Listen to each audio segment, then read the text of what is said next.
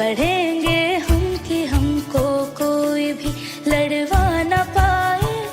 पढ़ेंगे हम कि धर्मों के सही पैगाम क्या है।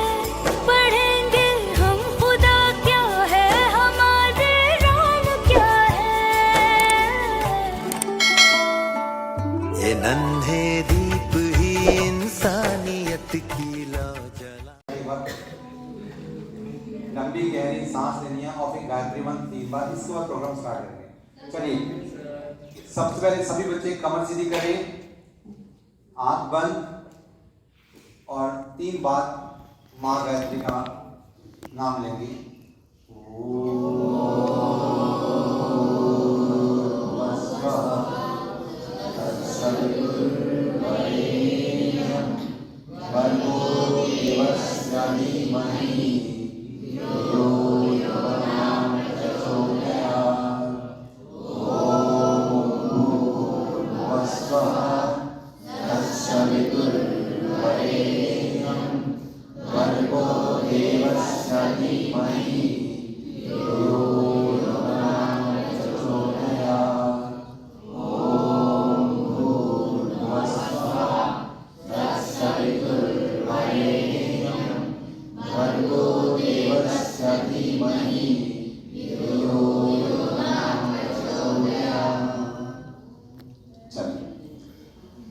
बच्चे, जैसा कि आपको पता है कि हमने अपने खिटौनी बाल विद्यालय में एक कोर्स लॉन्च किया है। क्या नाम है बच्चे इसका? और ये हर बार आपको बताया जाता है कि ये हेल्थ एजुकेशन कोर्स नहीं, हेल्थ एजुकेटर कोर्स है। सूरज खड़े बेटा, आप जानते हैं कि हमारे कोर्स का नाम हेल्थ एजुकेशन नहीं, हेल्थ एजुकेटर है। अब हेल्थ एजुकेटर का मतलब यही है कि आप दूसरों को एजुकेट करेंगे। उससे पहले हम खुद तो एजुकेट होंगे। जब हम स्वस्थ होंगे ना, तो आपके स्वास्थ्य को देखकर ही दूसरा इंस्पायर होगा, तभी वो आपसे सीखने के लिए आएगा। यदि आप ही इतनी बीमारियों से ग्रसित रहेंगे, कुछ ना कुछ तो फिर आपसे सीखने कौन आएगा? तो सबसे पहले खुद स्वस्थ होना सीखिए। कहीं ना कहीं कभी ना कभी छोटी मोटी प्रॉब्लम हमेशा सबके साथ आती है, लेकिन उसका अगर समय पे समाधान कर लिया जाए तो वो एक लंबी बीमारी का कारण नहीं बनती।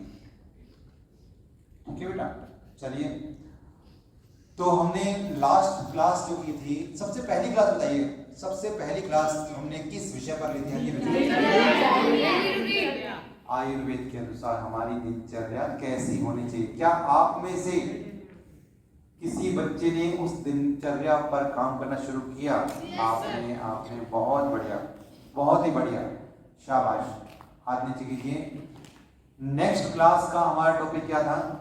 भोजन के नियम। क्योंकि स्वस्थ रहना है तो स्वस्थ भोजन भी तो करना होगा। तो हमने आपको भोजन से पहले के नियम, भोजन के बीच के नियम और भोजन के बाद के कुछ नियम बताए। आप में से कितने बच्चों ने भोजन के नियमों में कुछ न कुछ बदलाव लाना शुरू किया है? बेटा खड़े हो, आपने क्या बदलाव किया अपने भोजन के नियमों में?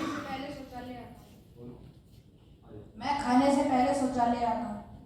बच्चा जो है वो खाने से पहले अब सोच जाता है। आपको बताया था कारण इसका, ताकि पेट में जो गैस वगैरह है पहले से निकल जाए और एक एडजस्टमेंट हो जाए। हाँ जी, इधर आओ बेटा। आपने क्या चेंज किया? बच्चे ने वज्रासन में बैठकर खाना प्रारंभ किया और इसका फायदा आपको मैंने बताया था। जैसे ही वज्रासन में बैठेंगे, घुटनों की तो समस्या परमानेंट छूट गई आपकी, अब नहीं होगी पूरी जिंदगी।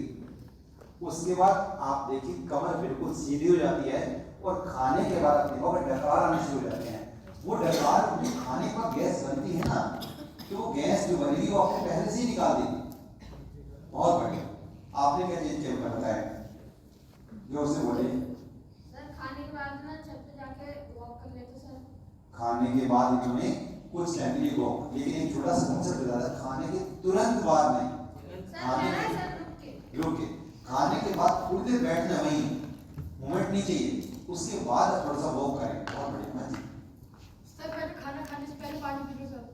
खाने से पहले कितना पानी पीते बेटा? सर मतलब 1 से 2 घूंट। बस वेरी गुड, 1 से 2 घूंट, गिलास नहीं, ताकि अगर पेट में कुछ पहले से गैस होगी वो पहले से बैठ जाए और उसके बाद खाना खाएंगे तो वो डाइजेस्ट हो जाएगा बड़े आराम से। हाँ जी, आपने कहते हैं बेटा? मैं पहले खाना खाते समय फोन मोबाइल चलाता था, अब मैंने मोबाइल चलाना छोड़ दिया खाने खाते समय। बहुत बढ़िया। खाने के समय बेटा तो चलना भी चाहिए, और फिर भी आपको लगता है कि नहीं मान रहे तो उसको थोड़ा चेंज कर दो। जैसा खाओगे मन वैसा बनेगा मन। तो उसमें अगर देखना है, पहली बात नहीं देखना, अगर देखना है आपको लगता है कि नहीं हमारी रूटीन बनी हुई है, तो आप भजन चला दें, अच्छी गीत सुना दें, ताकि वो संस्कार का पार्ट बन जाएगा। जैसे जैसे हम काम करते हैं वो संस्कार बन जाते हैं। हाँ जी, और बेटा आप सवाल बताएं। खाने को चबा चबा के खाना। खाने को चबा चबा के खाना शुरू कर दिया है। जितना ज्यादा चबाएंगे लार बनेगी, वही एल्कलाइन है। असली चीज तो वही है जो खाने को तोड़ देगी। और एक बार आपने चबा लिया, रस बन गया, उसके बाद वो कहीं नहीं अटकेगा। परमानेंट समस्या खत्म। कोई सोचिए कितना छोटे इसके लिए इतने बड़े हॉस्पिटल खुले हुए हैं। थोड़ा सा दर्द होता है भागते डॉक्टर के पास, नहीं भागते क्यों? क्योंकि गलती कर रहे थे ना। तो आपको इसलिए सिखाया जा रहा है, आपको सीखे दूसरों को भी सिखाया। हाँ जी सर खाने के बाद फिर मैं गुड़ ले लेता हूं सर मुंह में। हाँ, खाने जब खाते थोड़ा सा गुड़ या सौंफ किसी मुंह में खाना नहीं, उसको मुंह में रखना है ताकि वो लार बनाएगा तो मुंह में ज्यादा पेट हो जाएगा। हाँ जी सर मैं रोटी में अचार का तेल लगा के खाता हूं। रोटी में देखिए कितना अच्छा मौसम, सर्दियां वैसे भी हैं। अगर खाने में थोड़ा सा अचार का तेल लगा लेंगे ना तो वो घी से कई गुना ज्यादा। आपको महंगे घी खरीदने की जरूरत नहीं है कि हम देसी घी लाएंगे वो लाएंगे, नहीं, कोई जरूरत नहीं है। अचार आपने देखा होगा, मम्मी जब अचार डालते हैं उसमें बहुत सारे मसाले वैसे डाल देती है और वो हमारे हार्मोन को फिटनेस को मेंटेन करता है। प्लस खाने को इतना चिकना कर देगा और स्लाइड हो गया, वो ऐसी स्पीड से जाएगा ना कि पेट भी साफ रहेगा। सर मैं खाने के बाद 10 से 8 मिनट बैठा रहता हूँ एक जगह। हाँ, एकदम कभी भी नहीं उठना चाहिए। हाँ जी सर मैंने पानी पीना ऐसे पानी। अरे वाह, मतलब अब इसने घुटनों पर बैठे पानी पीना शुरू कर दिया है। और मैंने बताया था, अच्छा बताएं, पानी को बैठकर और दूध को खड़े। चलिए बेटा हाथ नीचे कीजिए। फिर लास्ट में हमने भोजन के नियम रखा था, तो आज की है कि हम स्वस्थ कैसे रहें, बीमारियां आखिर आती कैसे हैं शरीर के अंदर और उसके में क्या बदलाव किया जा सकता है। उसके पीछे में हमने कुछ विशेष बातें रखी हैं, देखिए ध्यान से।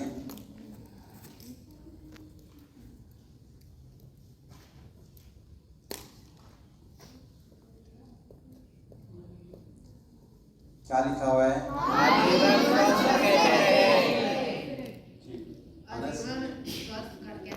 आज का विषय है आजीवन स्वस्थ कैसे रहें। देखिए परमात्मा में कोई कमी नहीं है, वो कभी भी कोई कमी देकर हमें धरती पर नहीं उतारता। फिर ना जाने कमी हो कैसे जाती है कि हम सब बीमार हो जाते हैं। हमें होना नहीं चाहिए लेकिन फिर भी होते हैं, तो कहीं ना कहीं कोई ना कोई गलती हमसे अवश्य हो रही है। हम धीरे धीरे जो आगे बढ़ रहे हैं उन गलतियों को ही पकड़ने की कोशिश कर रहे हैं। तो जब हमें एक बार अपनी गलती मिल जाएगी तो हम उस गलती को पकड़ लेंगे, समाधान हो जाएगा, तो फिर हम आजीवन स्वस्थ वैसे ही हो जाएंगे। तो हमारी जो क्लास का मुख्य उद्देश्य है धीरे धीरे उन गलतियों पर बात करना है, उन गलतियों को पकड़ना है जो हमें नहीं पता होती। सबसे पहला नियम शरीर के लिए, शरीर के वेगों को ना रोकें। अगर आपने अपने मम्मी पापा को, भाई बहन को ये बता दिया तो समझ लीजिए घर की आधी बीमारियां आज से खत्म, आज से ही खत्म।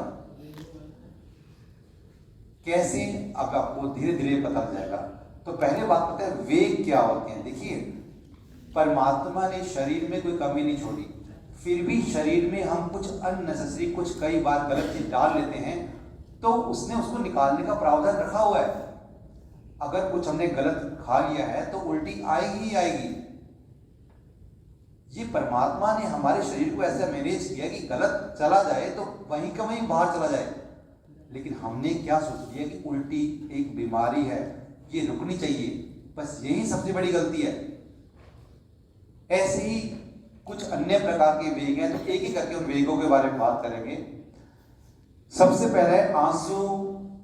जब आप रोते हैं तो आपको पता है आंखों में आंसू आते हैं, ये नियम है, क्योंकि नहीं आएंगे तो आंखें गर्म हो जाएंगी, हीट हो जाएंगी, और जब आंखें हीट गर्म हो जाएंगी तो आंखें खराब हो सकती हैं। इसलिए परमात्मा ने क्या लिखा है कि जब इंसान रोए तो आंसू आ जाने चाहिए ताकि वो ठंडक रहे, तो उसको रोकना नहीं चाहिए उस केस में। दूसरा, जुकाम। जुकाम बीमारी नहीं है, जुकाम बीमारी नहीं है, बहुत बड़ा कारण है आपकी बीमारियों का ये जुकाम। अगर हम जुकाम को रोक दें तो समझ लीजिए आपने अपने घर में बैठे बैठे बीमारियां पैदा कर ली है। जब कोई चीज गंदी चली गई तो हमारी बॉडी चाहती है किसी तरीके से बाहर निकल जाए, कभी खांसी से निकल जाएगा, कभी जुकाम से निकल जाएगा, कभी लूज मोशन हो जाएगा, तो निकालना चाह रही है। तो आपको अगर जुकाम हो तो आप देखिए 1-2 दिन में अपने आप ठीक हो जाएगा, अगर आप कोई एक्स्ट्रा एफर्ट्स नहीं करेंगे। अब सोचिए, जुकाम निकल रहा था, कुछ धातुएं पिघल रही थी, वो बाहर निकल रही थी, अचानक गोली खाई रुक गई। अब आपने बाहर तो ब्रेक लगा दी, लेकिन वो अंदर तो बढ़ ही रहे ना। जो चीज रास्ते में बड़े आराम से साफ हो रही थी, लेकिन आपने उसको अचानक रोक दिया, तो समझ लीजिए आपका वो बुखार, जुकाम यहाँ इकट्ठा होना शुरू हो जाएगा, तो साइनस की समस्या आ जाएगी, फिर सिर दर्द होना शुरू हो जाएगा, फिर अल्टीमेटली जुकाम जो है वो अंदर जाएगा और गले में खराश होनी शुरू हो जाएगी। गले में खराश होगी तो आपको खांसी स्टार्ट हो जाएगी, फिर आप खांसी की दवाई लेंगे। जब आप खांसी की दवाई लेंगे तो धीरे धीरे आपके जो लंग्स हैं वो चिपकने शुरू हो जाएंगे, तो फिर आपके फेफड़ों की दवाई लेना शुरू कर देंगे। तो कहीं ना कहीं ये समस्या बढ़ती जाएगी। और अगर आप इस जुकाम को निकलने दें, एक नेचुरल प्रोसेस है, 2 दिन में ठीक हो जाएगा, तो आप अंदर जाने की कोशिश ही नहीं करेगा उसके बाद वो, तो ये गलती नहीं करनी। तो इसलिए अगर जुकाम हो तो नेचुरल प्रोसेस है। क्यों हुआ? जैसे ही हमारी बॉडी में टेम्परेचर डिफरेंस आता है, आपने कहा अचानक सर्दी से गर्मी आ गई या गर्मी से सर्दी आ गई, तो टेम्परेचर डिफरेंस है। आप सुबह उठते हो तो अचानक छींकें आती हैं, क्यों? क्योंकि अचानक गर्मी में थे, फिर अचानक कपड़ा उतारा, रजाई उतारी और ठंडे फर्श में आ गए, तो जुकाम हो गया। तो थोड़ा सा नियम चेंज कर लो। अगर हमें लगता है कभी ऐसा हो रहा है कि सुबह उठते ही छींकें आती हैं घर, तो आप एक काम करें, रात को ही सरसों का तेल हल्का सा नाभि में लगाएं, थोड़ा पेट पे लगाएं, पैरों के तलों में लगाएं, थोड़ा सिर पे लगाएं, थोड़ा कानों की तरफ लगा दें। उसके बाद आप जो देखेंगे सुबह आपको जुकाम में बहुत ज़्यादा फर्क मिलेगा। आप जो छींकें आती थी वो थोड़ी सी चेंज हो जाएगी, अब इतनी ज़्यादा तेल नहीं आएगी। और अगर फिर भी किसी को जुकाम ज़्यादा रहता है तो आप सरसों के तेल में थोड़ा सा लहसुन को पका ले, वो तेल बन जाएगा, और उस तेल को सिर पे लगा ले, फिर सो जाएगा, तो उसको जुकाम नहीं होगा। समाधान तो इतना है, हमने रोका नहीं, हमने नेचर को ही चेंज कर दिया ना चीजें। जो अंदर ठंडक बैठ गई थी, उस ठंडक को हमने हल्का सा हीट दे दिया, वो गर्म हो गया, जुकाम होना बंद हो जाएगा अपने आप ही। लेकिन अगर आप दवाई खा के रोक देंगे तो सोच लीजिए आने वाले समय में क्या समस्या खड़ी हो सकती है। छींकना, अगर छींक आ रही है तो अच्छी बात है। हाँ जी बेटा, आप सरसों का तेल हल्का सा गर्म कर लें, उसमें थोड़ा सा लहसुन पका लें, आप वो अगर सिर पे थोड़ा मालिश कर लेंगे ना तो जुकाम बंद हो जाएगा अपने आप। बहुत सिंपल समाधान है। ऐसे बहुत से समाधान है, लेकिन फिलहाल अभी कारणों तक पहुंच रहे हैं। आखिर बीमारियां आती ही क्यों हैं? समाधान तो बहुत सारे हैं, लेकिन हम समाधान की क्लास आज नहीं ले रहे, हम तो बस जनरली बता रहे हैं। उसके बाद छींकना, देखिए भगवान ने नाक में बहुत सारी ज्ञानेंद्रियां दे रखी है, चीजें दे रखी हैं, बाल आपको दिखाए ना चाहिए। अब 2 ही चीजों से गंदगी अंदर जा सकती है, या तो नाक से या मुंह से। नाक से चीजें जाने का बहुत कम चांस होता है। रीजन क्या है कि भगवान ने इतने ज्यादा रेशे डाल रखे हैं कि जैसे ही कोई चीज चली जाएगी तो चीजें बाहर निकलेंगी। अचानक कोई वायरस बैक्टीरिया नाक से जब जाएगा तो अल्टीमेटली टकराएगा तो छींक आएगी, तो बहुत अच्छी बात है ना। बीमारी कहाँ है? तो अच्छी किसी तरीके से तो गंदगी बाहर निकले ना। लेकिन हम क्या करते हैं, समाज में कुछ प्रतिष्ठा के कारण रोकने की कोशिश करते हैं। नहीं, इसे नहीं रोकना है। ऐसे ही जब हमें फ्लू आता है, बात मारते हैं, तो क्या होता है आप सोच के देखिए, ये सबसे बड़ा वरदान है। आप पूरी बॉडी में गंदगी भर रहे हैं, तो भगवान कहते हैं कि कुछ गंदगी निकलनी चाहिए, तो वो कोशिश क्या करती है, जैसे ही वो गैस निकलती है तो आप देखिए पेट को कितना रिलैक्स।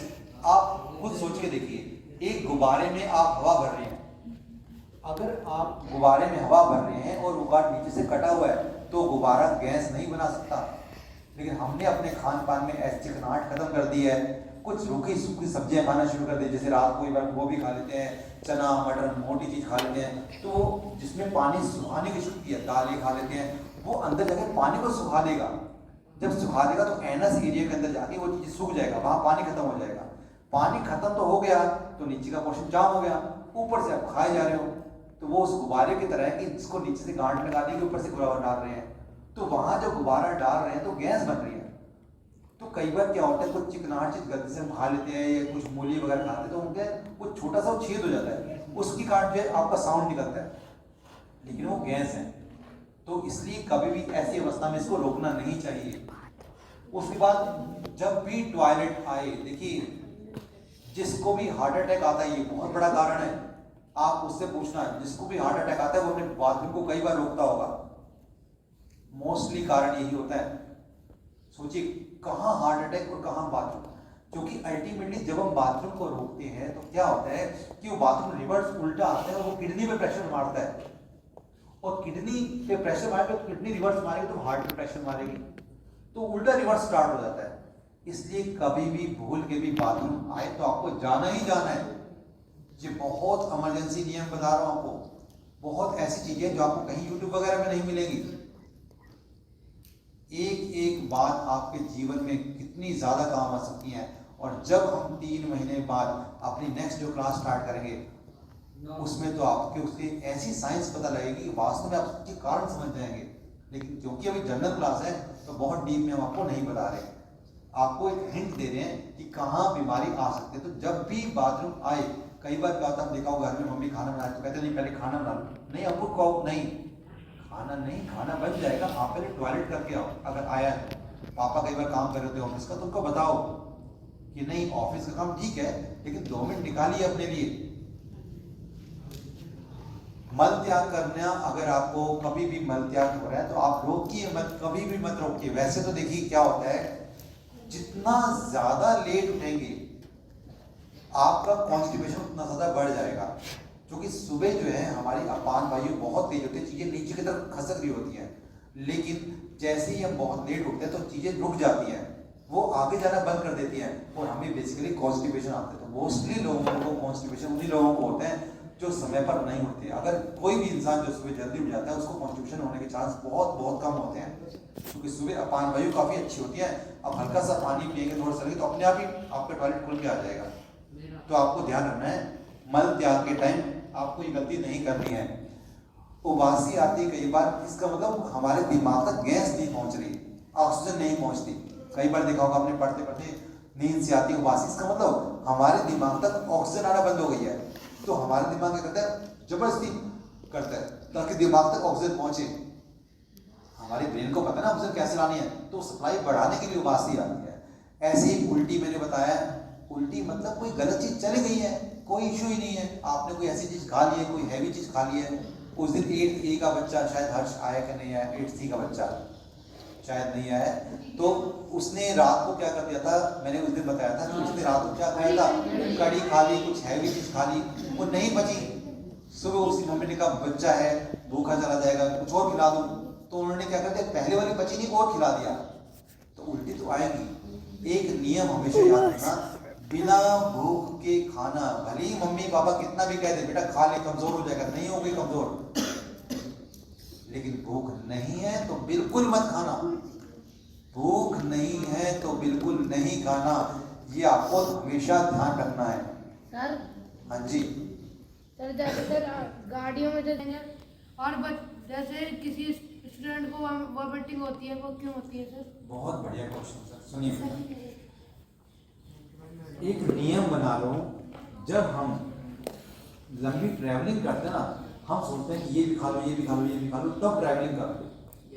अब जब भी खाना, चाहे किसी का कितना भी अच्छा डाइजेशन होगा, कम से कम 2 घंटे लगते हैं, कम से कम 2 घंटे उस खाने को डाइजेस्ट होने में। और आपने क्या किया, बस ट्रैवलिंग कर रहे हैं और पहले ही दुनिया भर की चीज़ खा लेते हैं और हम चल देते हैं। तो कोशिश करें कि जब ट्रैवलिंग करें तो बहुत बहुत कम खाएं। आप भूख से भी आधी रोटी खाएं, क्योंकि स्पेस बड़ा रहेगा तो गैस बन नहीं सकती ना, पहला। दूसरा क्या होता है कि कई बार हम जब ट्रैवलिंग करते हैं तो उसमें हमारे शरीर में गैस बढ़ जाती है, बहुत बढ़ जाती है गैस। तो अब ऊपर से हम क्या करते हैं, ट्रैवलिंग करते हैं, चिप्स गुरगुरे रस्ते में खाते जाते हैं। अब सारा सूखापन आ गया, हमारी बॉडी सर्कुलेट नहीं कर पा रही है, इसलिए छाती भारी हो जाती है और हम क्या करते हैं, उसमें उल्टी आ जाती है। तो कोशिश करें जब भी ट्रैवलिंग करें तो हल्का नरम पानी, गर्म पानी अपने साथ ले जाएं, ताकि इतनी डाइजेस्ट चाहे वो अंदर वाला पानी डाइजेस्ट होती रहेगी। और बहुत बहुत बहुत ही कम खाते जाएं। वहाँ जैसे खा लें, क्योंकि चीज़ें जब है ना ट्रैवलिंग करते हो अंदर ऊपर कर रहे हैं, तो चीज़ें जब ऊपर नीचे होती है तो हमारा स्टमक ऊपर नीचे हो रहा है, वो गैस मार रहा है, गैस मारे तो गैस कितनी तरफ चढ़ेगी और चढ़ेगी तो उल्टी आएगी। तो ये कुछ नियम है, फिर भी कभी आए तो छोटी इलायची होती है ना, छोटी इलायची मिसी, वो अपने पास, और पुदीना को अपने पास रखा करो, उससे कुछ चाट लिया करो, चाटने में थोड़ा सा उसका इफेक्ट कम हो जाएगा। नींबू की चाटते हैं, ऐसे भी तो बोलते हैं कि नींबू चाट में से नहीं होती। वो इसलिए करते हैं ना क्योंकि नींबू में तोड़ने की शक्ति होती है, वो क्या करते हैं, तोड़ देते हैं, कटिंग कर देते हैं। जहाँ की गैस होगी तो गैस को तोड़ देते हैं। जैसे आपने देखा होगा जब भी गैस बनती है तो इनो खाते हैं, इनो में क्या होता है, इनो में खाने वाला सोडा होता है और नींबू होता है, और वो नॉन लेगा वेट, और हमारे घर में तो वैसे ही बढ़ा देते हैं। तो कुछ मतलब कभी ऐसा हो जाए ना, कभी भी लगता है कि पेट बहुत ज्यादा बुखार आ गया, जब बहुत गैस बन गया, बहुत ज्यादा खा लिया, तो आप खाने वाला उसके बाद उसमें नींबू डालना, तो काली मिर्च डाल देना और खाने वाला सोडा जैसे डालोगे तो वही तो गैस ही आ जाएगी, और उसको फटाफट पी लेना। वो वही इनो है जो नॉन वेज आ जाती घर में, एक रुपए की कम में बन जाता है, और बस आपको गैस बनेगी। चलिए आगे बढ़ते हैं बेटा। ऐसे ही 10, देखिए ये बहुत समस्या है हमारे भारत जैसे देशों में, खास तौर पे हमारी मम्मी सोचती है, भैया सोचते हैं 10 हो गया, अच्छी बात है 10 हो गया, तो गंदगी निकलेगी कैसे? अगर कोई गंदगी चली गई है तो निकालनी तो है ना। अच्छा आप सोचते हैं कि मैंने रोक दिया, आपने जो रोक दिया वो अंदर और इकट्ठा करके तो कितना हो जाएगा, गैस बन जाएगी, फिर उल्टी आएगी। तो वहां आपको चीजों में परिवर्तन करने की जरूरत है। 10 क्यों हुआ उसका कारण ढूंढना होता है।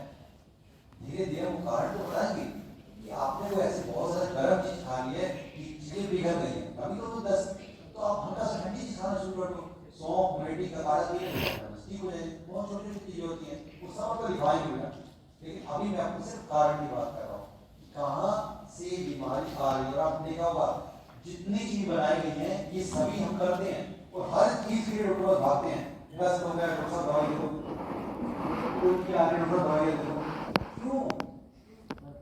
कारण तो खुद पकड़ के आते हैं और फिर कहते हैं कि बीमारी तो आप उसके लिए आते हो। डकार आ रही है तुम्हारी बेटा, ताकि कोई चीज फंसी तो निकल जाए, इसलिए डकार आ रही है। भगवान ने शरीर में एक ऐसी मशीन फिट कर रखी है जो इंसान कल्पना भी कर सकता, वो ऑटोमेटिक चल रही है, उसमें इंटरफेयर मत करो। जैसे मान लेते एग्जांपल देते हैं, मान लेते हैं कि आपके पापा ड्राइविंग कर रहे हैं, ठीक है बेटा, सीढ़ी पे, और आप पीछे बैठे हैं। अब आपने क्या किया, एक स्टीयरिंग ब्रेक आपने पीछे लगा दिया और एक आगे पापा के पास है। अब ब्रेक कभी आप लगाओ कभी आप लगाओ, कभी आप लगाओ पापा लगाओ, गाड़ी नीचे भाई ना कभी एक्सीडेंट हो जाएगा।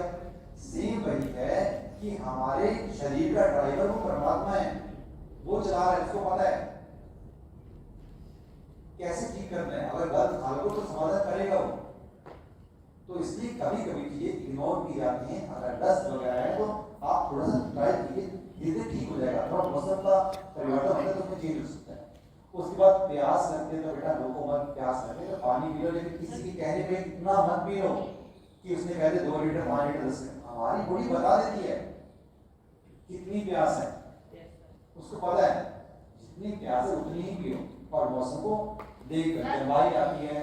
हाँ जी खट्टी डकार आती है, ऐसा क्यों होता है? खट्टी डकारें मतलब हमारा जो लीवर है ना वो हल्का सा हीटअप हो गया है, गर्म हो गया है, इसलिए खट्टी डकारें आती हैं, ठीक है। तो वहां पर हल्का सा ठंडा नॉर्मल पानी पियोगे तो ठीक हो जाएगा स्टार्टिंग। उसके बाद भूख, तो बच्चे हैं वैसे भी तो भूख लगती है तो खा लेती है, रोक लगती है, लेकिन भूख नहीं लगे ऐसा तो वास्तविक माइंड होते हैं। भूख लगी है तो खा लो, नहीं लगी तो मत खाओ। जबरदस्ती उपवास कर लो नहीं, ऐसे कभी नहीं होता बेटा। उपवास करो फिर 2 दिन 3 दिन उपवास कर जाते हैं, हमारी बॉडी का जो सिस्टम चेंज होता है। किसी ने कह दिया कि बस ये कर लो आप पतले हो जाओगे, ऐसे नहीं होता बेटा, ऐसा नहीं होता। किसी के कहने पर अगर हम ऐसे करने लगे तो 2-4 लगेगा हमें, 1-2 दिन में कुछ ठीक हो, फिर बाद में इतनी स्पीड से और बढ़ जाएगा। इसलिए चीजों में परिवर्तन लाना है अच्छा है, लेकिन बहुत धीरे धीरे धीरे, नियम बहुत धीरे धीरे चेंज किए जाते हैं बेटा। नींद आ रही, ये बहुत समस्या हमारे बच्चों में खासतौर पे है। जब तक मोबाइल सामने रहेगा तो नींद नहीं आती है, क्योंकि उसमें से ब्लू लाइट निकलती है, और ब्लू लाइट जो होती है वो हमारे दिमाग को सेरोटोनिन जनरेट करती है, बोलती है अभी दिन हो रहा है, अभी दिन हो रहा है, अभी दिन हो रहा है, ऐसे लगता है। इसलिए पहले वाले टाइम में क्या करते थे लोग, रात के टाइम में सफेद लाइट नहीं जलाते थे, वो पीली लाइट होती थी, क्योंकि पीली लाइट से ही हमें नींद अच्छी आती है। तो उसका गेम अभी आएगा, तो जब भी बेटा नींद आए तो एक झटके में सो जाओ, उसे रोको मत, क्योंकि नींद आ रही है तो आप सो जाओ। जबरदस्ती मत करो कि नींद आ रही है कि नहीं हमें भी काम करना है, मोबाइल देखना है, टीवी देखना, नहीं, आप सो जाओ, क्योंकि उसके बाद जब नींद खुलेगी तो बड़े फ्रेश हो गए, बहुत सारा फ्रेश। तो ये वो नियम आपको बताएं कि शरीर में बीमारियों का जो बेसिक कारण था वो है शरीर के वेगों को रोकना। तो आज के बाद शरीर के ये जो वेग है वो आप नहीं रोकेंगे। इसके पीछे की जो बहुत बहुत बहुत डीप साइंस है, हम एक पॉइंट पर 1 घंटा बोल सकते हैं, लेकिन इतना समय नहीं है हमारे पास, इसलिए हम पहले तो बस कारण को बता रहे हैं। जब आप अपने मम्मी पापा से डिस्कस करेंगे तो आपको मोस्टली तो चीजें बताई देंगे, आपको फिर भी चीजें होंगी तो वो हम नेक्स्ट कोर्स में आपको लेके आएंगे। तो ये आपके लिए बेसिक कारण थे कि आखिर ऐसा हो ही क्यों रहा है, सही तरीके से फिर मैच करेंगे कि सही तरीका मैच कर रहा है कि नहीं। देखिए क्या होता है, वज्रासन में भी आप बैठ सकते हैं, आलती पालती में बैठ सकते हैं, लेकिन जब हमें बहुत लंबा बैठना है तो हम कमर सीधी कर, मेन पर्पस है कि हमारा कमर सीधी होना। जब हम कमर को सीधा कर लेंगे तो हमारा ज्ञान चक्र वैसे ही एक्टिवेट हो जाएगा, इसलिए कमर सीधी करनी चाहिए। देखिए तो बैठने का सही तरीका और कोई भी तरीका है तो क्यों काम करता है वो भी हमें देखना है। जब हम अपने स्कूल के बेंचों पर बैठते हैं, चेयर पे झुक के नहीं बैठना है बेटा, कमर सीधी होनी चाहिए। दूसरा, कोशिश करें कि टेक कम से कम लगाएं, क्योंकि जब हम टेक लगाएंगे तो क्या होने वाला है, आपकी रीढ़ की हड्डी की जो सेल्स है ना वो रीढ़ की हड्डी प्रेस हो जाएगी, प्रेस हो जाएगी तो वहां की जो सेल है ना वो मरने लगेगी बेटा, मरने लगेगी। तो हल्का सा सपोर्ट कभी भी ले लो, कोई इशू नहीं है, लेकिन परमानेंट उसको गुलाब मत डालो कि हमें बिना टेक के बैठ ही नहीं सकते। बेंच बहुत सारे हम आपको बिठा सकते थे, लेकिन हम चाहते नहीं। स्वास्थ्य का मूल कारण ही क्या कारण है, स्वास्थ्य का कैसे स्वस्थ रह सकते हैं, बस कमर सीधी रहेगी तो आप आगे कैसे स्वस्थ रहेंगे ना। चलो इसी बहाने आप सीधे होकर कभी तो बैठे।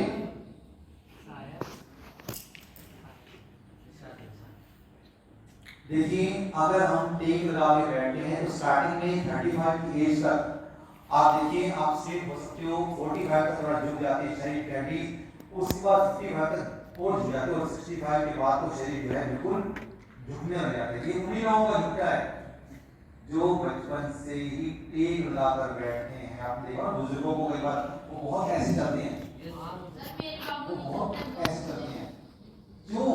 क्योंकि बचपन की गलती है ना, आप बचपन में गलती करते हो कोई आपको समझाता नहीं है, कई बार वो बताते हैं और आपको इम्पोर्टेंस नहीं बताती। तो टेक लगाना छोड़ दीजिए। पहले कभी भी स्कूलों के अंदर प्रथा नहीं थी, लेकिन बाद में क्योंकि सिस्टम पूरा चेंज हो गया तो बेंच आ गए। अदरवाइज आप देखिए क्लास में हम आपको कोशिश करते हैं बेटा टेक मत लगाओ, ये बहुत खतरनाक बीमारी है, क्योंकि आपका जो माइंड है, दिमाग है, वो यहीं से पूरी ब्रेन से एक्टिवेट होती है, और अगर रीढ़ की हड्डी जिसके साथ की मुड़ गई तो समझ लीजिए कि उसकी ज्ञान शक्ति है वो वैसे ही कम हो जाएगी। तो आप कभी भी ऐसे नहीं करना बेटा।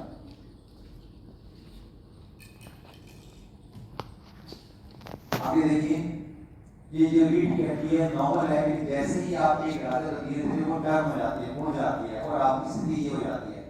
अभी बच्चे को नहीं पता लगे, लेकिन कुछ समय बाद आप देखिए कि आपके साथ ये होना शुरू हो जाएगा। और जब रीढ़ की हड्डी मुड़ जाती है तो आपको पता है कि आपकी गर्दन भी हल्की से नीचे हो जाती है, तो इसका मतलब आपने पाइप को हल्का सा टाइट कर दिया।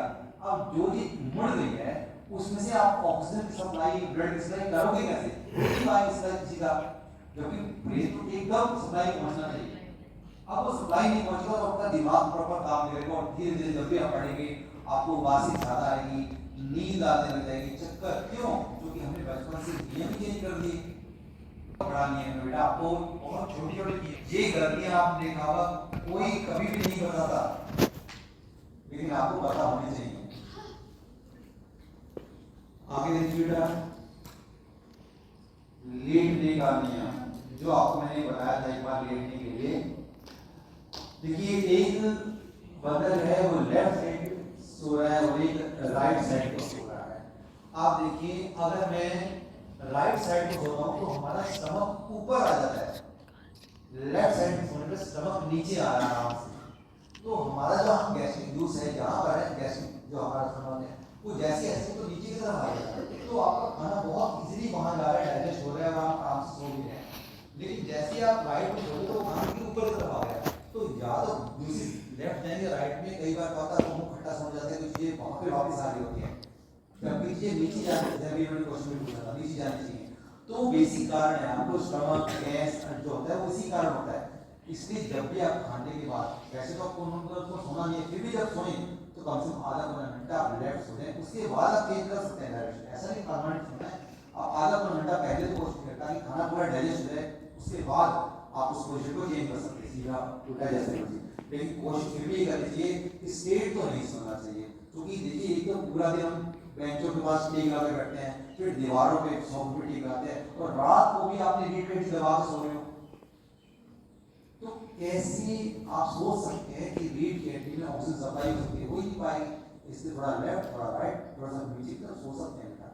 देखिए ये परफेक्ट पोजीशन देखिए इसने कर रखी है, हल्का सा सिरहाना ले लिया उसने, सिर ऊपर हो गया है, तो चीजें देखिए खाना डाइजेस्ट होकर थोड़ा सा नीचे की तरफ आ रहा है, हमारा स्टमक प्रॉपर पोजीशन में आ गया है और वहां जूसेस धीरे धीरे निकल रही है, तो वो खाना डाइजेस्ट भी होता जा रहा है, बड़े रिलैक्स होकर वो सो पा रहे हैं। तो ये एक परफेक्ट पोर्शन मैंने बताया कि जब खाने के बाद हो जाते हैं बार तो कैसे बनाएंगे। आपने क्या किया, सिर्फ सिरहाना तो किया है, मैंने क्या किया सिर्फ सिरहाना का पोर्शन दे दिए हैं। आपने देखा होगा कि यहाँ की ऊपर होती है, आप ऐसे सोते भी नहीं हो, हल्का तकिया है, जैसे तकिया रहोगे तो आप पड़ता ऐसे नहीं जाओगे अपने आप ही, बस वही क्राइटेरिया है और कुछ नहीं।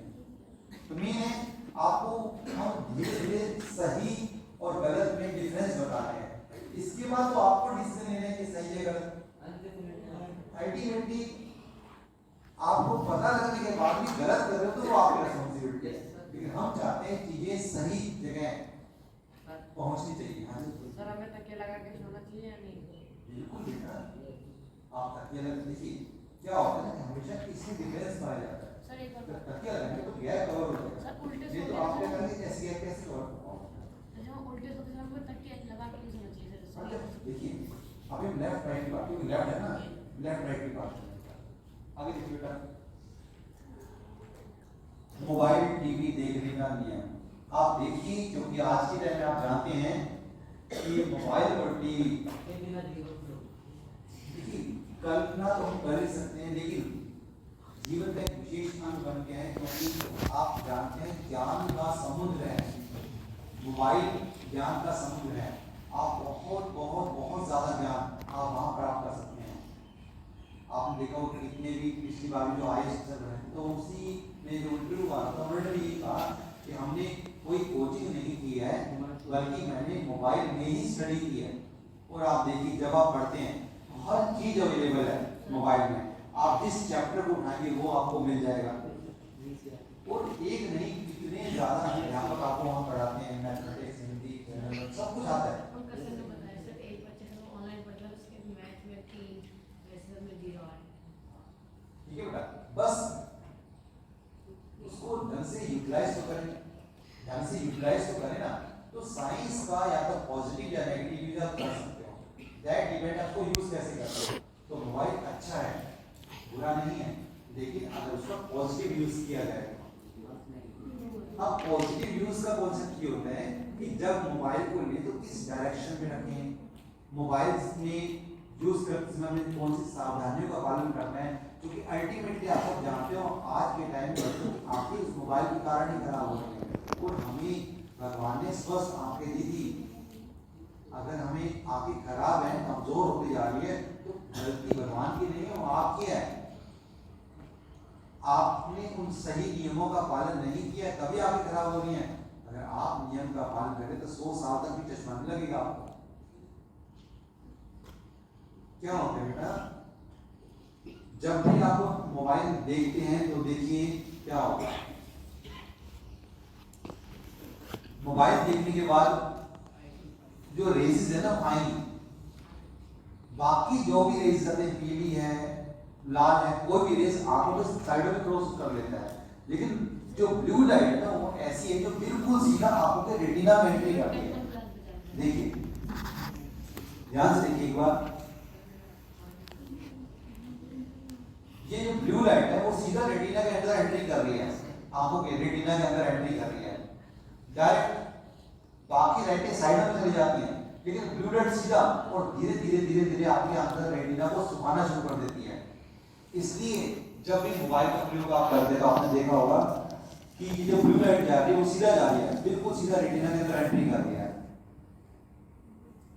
इसलिए आप सभी को क्या बताया जाता है कि आप क्या करें, आप कम से कम ब्लू लाइट फिल्टर तो लगाएं। यदि आप ब्लू लाइट फिल्टर लगा सकते हैं, चश्मे का प्रयोग कर सकते हैं, तो जब आप ब्लू लाइट फिल्टर लगाएंगे तो वो फिल्टर क्या करता है, वो ब्लू को नहीं आने देगा, बाकी लाइट आ जाएंगी लेकिन ब्लू को नहीं आने देगा। जब ब्लू लाइट फिल्टर लगाएंगे तो आप समझ लीजिए डायरेक्ट रेटिना के अंदर जो आंखों की जान था वो कम हो गया, आपके लिए प्रभाव कम कर देगा। आगे के रेडिएशन तो होते हैं, उस रेडिएशन को कम करने का तरीका भी होता है।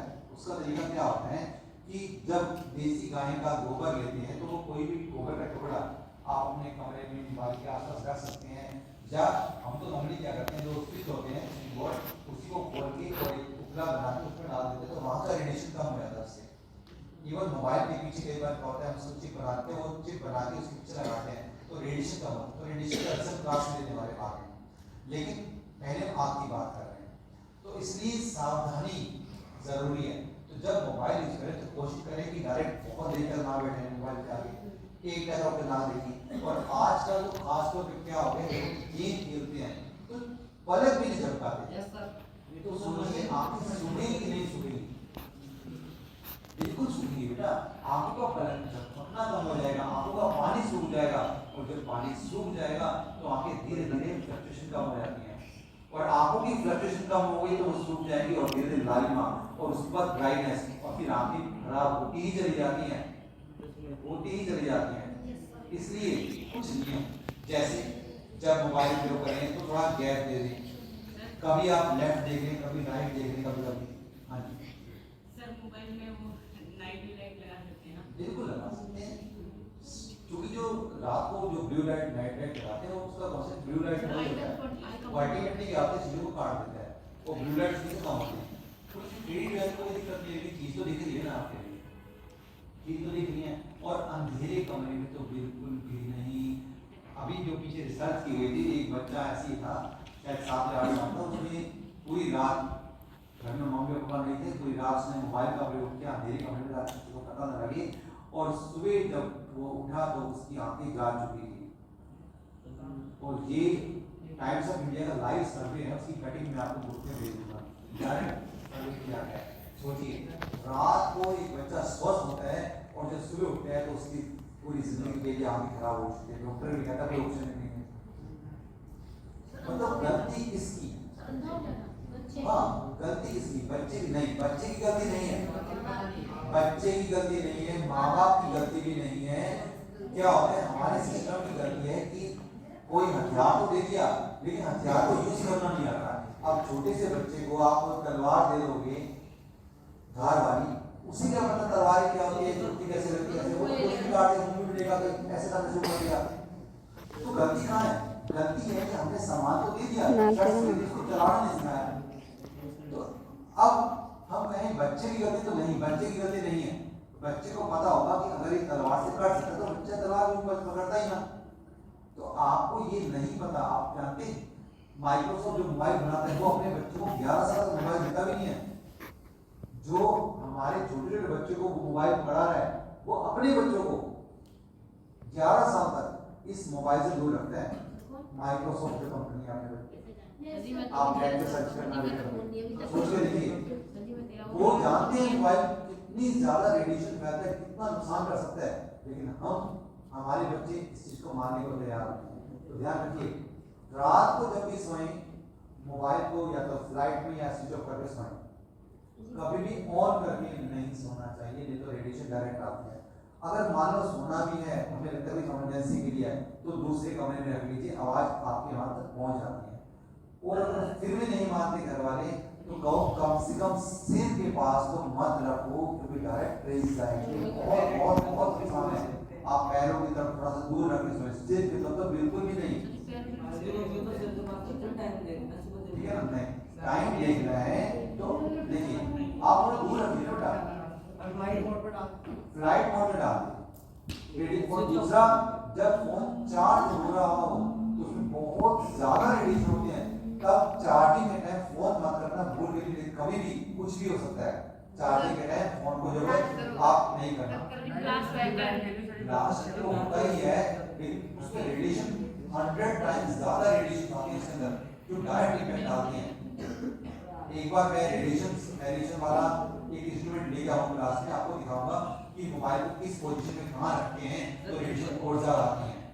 एक छोटा सा वीडियो में आपको भेज भी दूंगा उसका, कि जैसे ही मोबाइल को हम अपने पास रखते तो क्या होता है, मोबाइल चार्जिंग होता है बात रखते तो क्या होता है, मोबाइल का रेडिएशन कम करने के लिए हम क्या करते हैं। आपको मैं वीडियो भेजूंगा, उसको वीडियो को देखना क्या मोबाइल का इम्पैक्ट है। तो कुछ नियम आपको ध्यान में रखिए। ब्लू लाइट का आपको खुद उस गलती को पकड़ना है, गलती हो कहां रही है। आगे देखिए,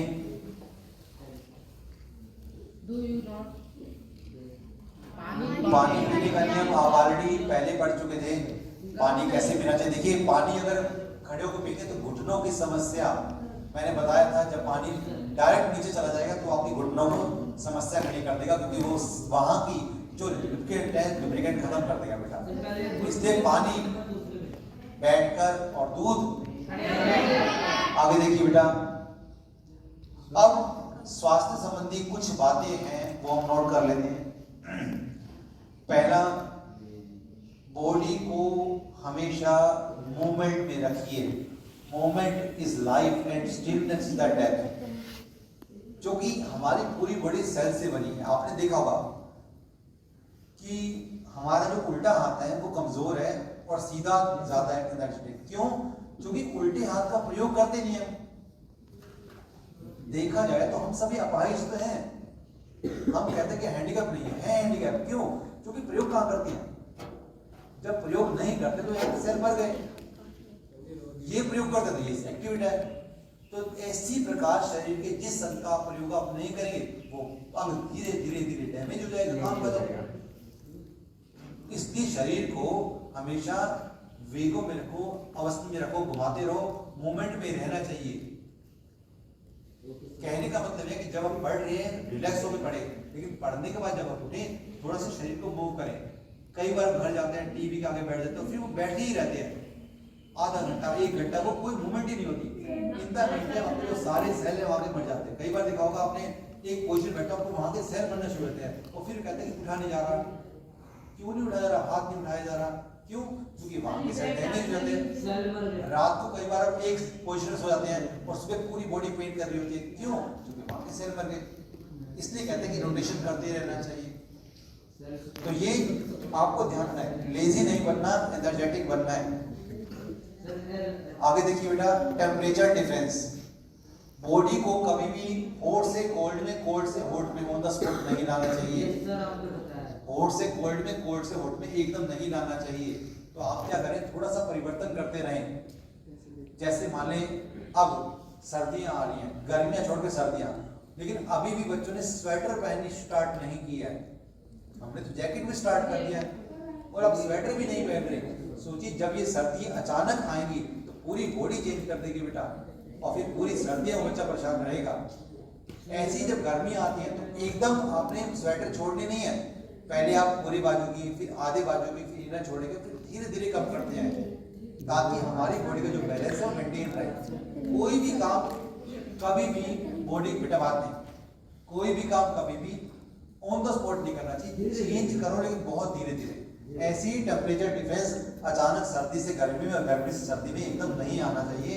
और आपने देखा होगा खास तौर पे जब मौसम परिवर्तन होता है तभी बीमारियां ज्यादा आती हैं, डॉक्टर के खर्चे ज्यादा बढ़ जाते हैं।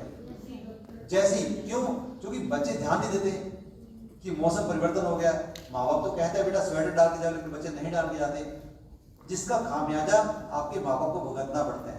तो इसलिए ध्यान रखिए बेटा, ये कॉन्सेप्ट गलत है। अचानक हम गर्मी से, जैसे आपने देखा होगा कई बार हम किसी घर में जाते हैं उसमें एसी लगा होता है, अब एक रूम में एसी है, आप बहुत चिल्ड हो, अचानक दूसरे रूम में आते हो वहां बहुत गर्मी होती है, फिर अचानक एसी में चले जाते हो। ये बहुत खतरनाक है अपनी बॉडी के टेम्परेचर को नीचे ऊपर करना। इसलिए कहते हैं बॉडी का टेम्परेचर बैलेंस मेंटेन होना चाहिए। जब सुबह उठते हैं तो भी एकदम नहीं उठना चाहिए। आप पहले जब सुबह उठे तो पहले थोड़ा लेफ्ट में हुए और फिर धीरे धीरे उठिए। कभी भी सीधा होकर नहीं उठना, नहीं तो कभी भी आपका जो पेट है वो दर्द कर सकता है। जैसे बच्चे सो रहे होते हैं तो एकदम हो जाते हैं, नहीं, आप पहले लेफ्ट या राइट में हो जाइए एक बार। मैं तो उठता ही 1 मिनट के लिए वहां रहिए, उसके बाद आप उठिए, तो आप ज्यादा अपने को एनर्जेटिक महसूस करेंगे। आगे बढ़ते हैं बेटा। विदेशी जहर किसी कविता है कोला कविता बहुत प्यारी, सभी बच्चे बोलेंगे पेप्सी कोली सुन कोका कोला। भारत का इंसान है बहुत सा भोला, विदेश से मैं आई हूँ, साथ में मौत को लाई हूँ, लहर नहीं मैं जहर हूँ मैं, मुर्दों पर गिरता कहर हूँ मैं, 540 करोड़ कमाती हैं, विदेश में ले जाती हूँ, मैं पहुंची हूँ आज वहाँ पर, पीने का नहीं पानी जहाँ पर, छोड़ो नकल अब अकल से जियो, जो कुछ पीना संभल के ही पियो। नीचे लिखा है नारियल पानी पियो जीवन बचाओ, छाछ पियो गाय बचाओ। देखिए तो आप ध्यान से देखिए, कोका कोला, पेप्सी, मिरिंडा, जो भी आप नाम दें, इसमें आप सभी जानते हैं लिक्विड कार्बन डाइऑक्साइड है। अब एक तरफ तो हमें बचपन से सिखाया जाता है, हमारे गुरु जो होते थे वो क्या कराते हैं, बेटा प्राणायाम करो, सांस लो, योगा करो ताकि ऑक्सीजन आए। यहाँ ऑक्सीजन की तो बात ही नहीं कर रहे, कार्बन डाइऑक्साइड, और उसमें भी सबसे खतरनाक लिक्विड कार्बन डाइऑक्साइड, और उसके बाद भी हम कहते हैं कि हम स्वस्थ नहीं। कैसे संभव है बेटा, कैसे संभव है? गलती तो आप कर रहे हैं, इतना बड़ा जहर तो आप खुद अपने अंदर डाल रहे हैं, और फिर हम कहते हैं कि डॉक्टर, तो डॉक्टर तो गलत कहाँ है? गलत तो हम सब है ना कि हम अपने आप को बात करने लगे हैं। हाँ देखिए बेटा, छाछ दूध से बनती है ना, तो दूध की डिमांड बढ़ेगी। आपको नारियल, देखिए आप जानते हैं कोल्ड ड्रिंक, अब कोल्ड ड्रिंक की 1 लीटर की बोतल लेके जाते हैं, जाते हैं ना, तो 70-80 रुपए खर्च कर देते हैं। यहाँ वही अगर आप नारियल पानी लेंगे तो 40 रुपए का मिल जाएगा, 50।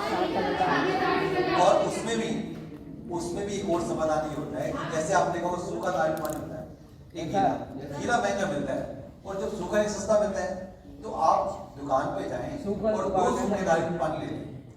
जब आप नारियल लेंगे तो आप तोड़ेंगे तो उतना नारियल अपने आप आ जाएगा।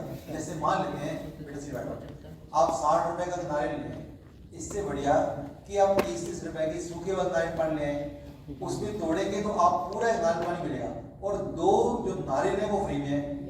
और उसको जब हम चबाएंगे, मान लेते हैं आप सूखा नारियल जैसे हम मैराथन में चढ़ाते हैं, आप ये ना वो छिलेंगे, जब वो तोड़ेंगे तो उसमें पानी निकलेगा। अगर 2 को निकालेंगे तो एक गिलास तो निकल जाएगा बड़े आराम से, निकल जाएगा ना। सोच के देखिए वहां पर क्या मिला, 60 रन में सिर्फ नारियल पानी मिला, यहाँ 60 में नारियल पानी तो मिल गया, साथ में नारियल फ्री में मिल गए। और इसमें ज्यादा एनर्जी है क्योंकि ये पूरी उससे कहीं ज्यादा कैलोरी है, पेट भी भरेगा। और जब हम कभी भी नारियल को चबाएंगे तो आपकी स्किन बहुत टाइट हो जाती है, आपके दांत हमेशा मॉइस्चर रहते हैं, उसमें इतना कैल्शियम है, इतना कैल्शियम है, नहीं आ रहा तुम। मजबूत रहेंगे। तो सोच के देखिए कि दांत भी काम कर रहे हैं, आप उस चिगम खाते हैं उससे तो ये लाभ पूरा ज्यादा अच्छा है। तो चिगम की जरूरत नहीं पड़ी, आपका चिगम बन गई, प्लस धीरे धीरे आप उसको अंदर ले जा रहे हो, चीजें खुल रही हैं। पेट भी तो दर्द होता है। चलिए आगे देखिए बेटा, आगे देखिए। खिलवाड़ जिंदगी से जानकर भी अनजान, कोल्ड ड्रिंक पीना मतलब इन सब का नाश करना, कोल्ड ड्रिंक भारत से खत्म करने के लिए प्रयास करें। अब देखिए क्या है, कोल्ड ड्रिंक एक ऐसी बंदूक है जो क्या कर रही है, आपके दिमाग का विनाश कर रही है, दांतों का तो सर्वनाश कर रही है, विनाश नहीं सर्वनाश कर रही है। हड्डियां आपकी गल जाती है, गुर्दे खराब हो जाते हैं, मतलब लीवर खराब हो जाता है, आंते आपका ब्लड दूषित हो जाता है और पैसा तो जाता ही जाता है। सोचिए एक गोली से कोल्ड ड्रिंक से कितना नुकसान है। आप जानते हैं अमिताभ बच्चन पहले कोल्ड ड्रिंक की ऐड करता था, जब वो ऐड करता था उसकी जो आंतें पूरी सड़ गई थी, जब सड़ गई तब उसे ज्ञान हुआ कि मैं कितने लोगों को बर्बाद कर चुका हूँ और कितने साल से कर रहा था, तो उन्हें ज्ञान हुआ कि नहीं। अब उसके बाद उन्हें समझ आई और उन्होंने कोल्ड ड्रिंक की ऐड करना बंद कर दिया। चलिए देखिए ध्यान से, आप जो घर में रिफाइंड ऑयल लेके आते हैं, ठीक है, उससे लाख गुना बेटर है कि आप अपने घर में सरसों के तेल का प्रयोग करें, इससे भी ज्यादा अच्छा है। सोचिए सस्ता का सस्ता और चिकनाहट है, प्लस इसे बार बार रिफाइंड का नाम है रिफाइंड, जिसे बार बार फाइन किया गया है, बार बार गर्म किया गया है। अगर हम कभी भी अपने तेल को एक बार भी गर्म करके दोबारा प्रयोग करते तो वो ट्रांसफर बन जाता है, खतरनाक हो जाता है। और यहाँ तो रिफाइंड है, पता नहीं कितनी बार उसको गर्म किया गया, ठंडा किया, गर्म किया, ठंडा किया गया, उसके बाद रिफाइंड बार बार फाइन किया गया, तो कितना खतरनाक होगा। तो मम्मी पापा बोले रिफाइंड का प्रयोग कीजिए, आप सरसों के तेल सस्ता भी आएगा और स्वास्थ्य से बढ़ेगा। हम तो कभी प्रयोग नहीं करते, सरसों के तेल है ना, उसकी वजह क्या हो सकती है आपके लिए। देखिए आपने देखा होगा जब आप समोसा कचौड़ी वगैरह खाते हैं तो देखिए वो कितनी बार उसको तलते रहते हैं, मतलब पूरा तेल काला होता है फिर भी तलते रहते हैं, तो कितना खतरनाक है।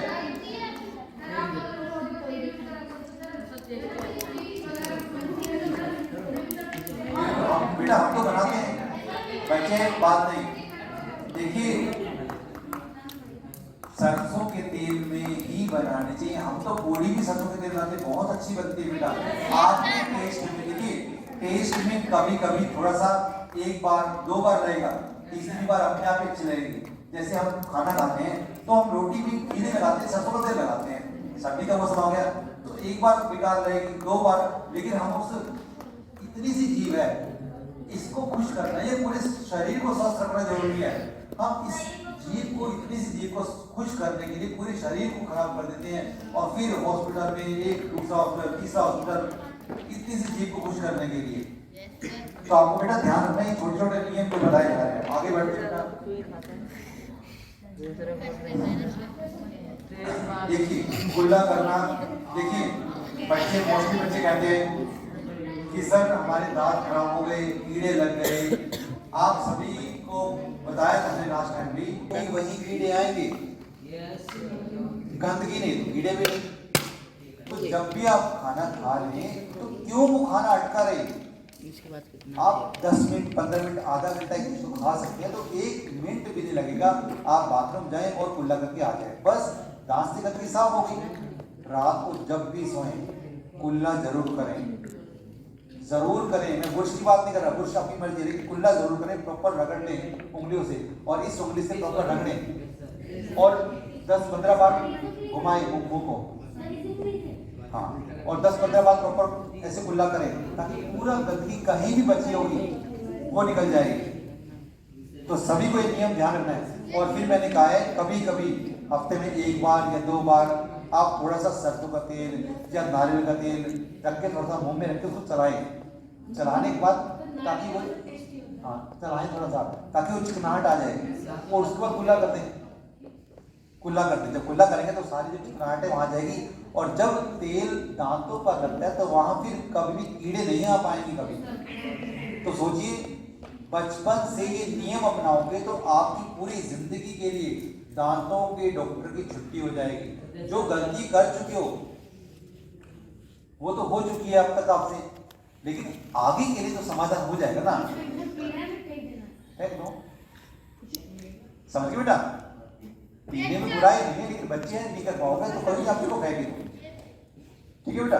तो आपको ये नियम ध्यान रखना है।